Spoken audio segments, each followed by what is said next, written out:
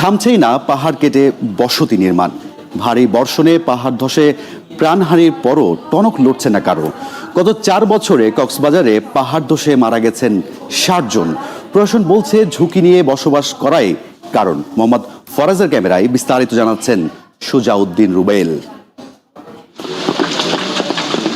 কক্সবাজার সদর উপজেলার দক্ষিণ ডিগকুল এলাকা, যেখানে পাহাড়ের পাদদেশে অসংখ্য পরিবারের বসতি।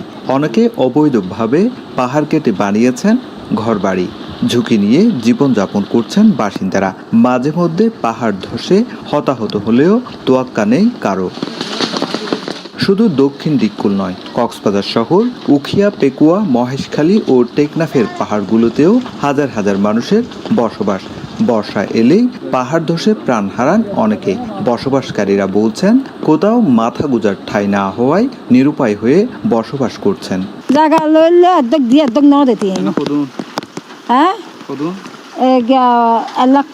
বসবাস করছি, যাবো কোথায় আমরা? ভারী বর্ষণে বরাবরের মতোই মাইকিং করে সতর্ক বার্তা দেয় প্রশাসন ও ফায়ার সার্ভিস।